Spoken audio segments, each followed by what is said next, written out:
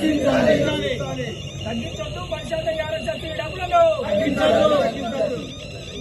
జిందాబాద్ CITU power room కార్మికుల ఐక్యత power room కార్మికులకు రావాల్సిన యారన్ సబ్సిడీ డబ్బులను వెంటనే అందించాలి పవర్ రూమ్ కార్మికులకు కావాల్సిన యారన్ సబ్సిడీ డబ్బులను వెంటనే తగ్గించొద్దు యారన్ సబ్సిడీ డబ్బులను యూనియన్ సిఐటియు ఆధ్వర్యంలో సిరిసిల్ల సంగలపల్లి టెక్స్టైల్ పార్క్ సంబంధించిన పవర్ లూమ్ కార్మికులకు రావాల్సినటువంటి బతుకమ్మ చీరల యారన్ సబ్సిడీ డబ్బుల కోసం చేనేత జౌళి శాఖ ఆఫీస్ వద్ద ధర్నా కార్యక్రమం నిర్వహించడం జరుగుతూ ఉంది.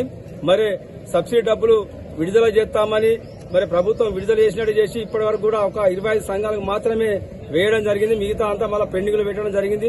దాంతో పాటు మరి గతంలో ఇప్పటిదాకా గత ప్రభుత్వం ₹1.42 ప్రతి మీటర్కు కార్మికులకు సబ్సిడీ డబ్బులు అందిస్తే మరి ప్రస్తుతం ఇప్పుడున్న కమిషనర్ గారు మరి కార్మికులకు సంబంధించిన డబ్బులను పోతబెట్టి మరి ₹1.05 మాత్రమే మరి ఇవ్వడం జరుగుతుంది. అదేవిధంగా టెక్స్టైల్ పార్క్ సంబంధించి అక్కడ కూలి మీద ఈ సబ్సిడీ డబ్బులు వేయడం వల్ల చాలా కార్మికులు నష్టపోవడం జరుగుతూ ఉంది. మరి టెక్స్టైల్ పార్క్ లో అక్కడ ₹3 కూలి ఉంటే 60 పైసలే మరి ఈ రకంగా రావడం జరుగుతుంది. ఇట్లా కార్మికులు సుమారుగా దాదాపు 3-4 కోట్ల రూపాయలు సబ్సిడీ రూపాన మొత్తం నష్టపోవడం జరుగుతూ ఉంది. ఇది చాలా అన్యాయం. కమిషనర్ తీసుకున్న నిర్ణయం చాలా అన్యాయం కాబట్టి ఇది కార్మికుల పుట్టలు కొట్టే విధంగా ఇక చేనేత జౌళి శాఖ కమిషనర్ గారు నిర్ణయం చేయడం జరిగింది. ఇది సరైన పద్ధతి కాదు. వెంటనే ఈ నిర్ణయాన్ని ఉపసంహరించుకొని గతంలో మాదిరిగానే ఏదో 10% యారన్ సబ్సిడీ మీద వేసిరు అదే విధంగా వేయాలని సిఐటిగా డిమాండ్ చేస్తా ఉన్నాం. వెంటనే ఆ విధంగా చర్యలు తీసుకోవాలని తెలియజేస్తాను. లేకుంటే శుక్రవారం రోజున పెద్ద ఎత్తున చెలో కమిషనరేట్ హైదరాబాద్ కార్యక్రమాన్ని కూడా పెద్ద ఎత్తున కార్మికులతో నిర్వహిస్తామని ఈ సందర్భంగా తెలియజేస్తాను. ఇప్పటికే మరి కార్మికుల ఉపాధి లేక మరి 5 నెలల సంది కార్మికులు ఉపాధి లేదు, పని లేదు. ఇక్కడ మరి ప్రభుత్వం వచ్చిన సంది బతుకమ్మ చీరలు మొత్తం బంద్ చేసింది. దానివల్ల మొత్తం కార్మికులు ఉపాధి పోయింది. మరి ఇక్కడ ఉన్న ప్రైవేట్ వ్యాపారం కూడా లేకుండా పోయింది. మరి పస్తున్న కార్మికులకు యారన్ సబ్సిడీ కొంత ఉపయోగపడుతా అంటే ఇది కూడా కోతబెట్టి కార్మికులు అన్యాయం చేసే విధంగా ఈ ప్రభుత్వం ఇక్కడ ఉన్న కమిషనర్ వివరిస్తారు. ఇప్పటికే ఈ పద్ధతి మార్కొని ఇక్కడ కార్మికులు ఉపాధి చూపించే దిశగా ప్రయత్నాలు చేయాలి. అదేవిధంగా వెంటనే సబ్సిడీ ఇవ్వాలని సిఐటిగా డిమాండ్ చేస్తా ఉన్నాం.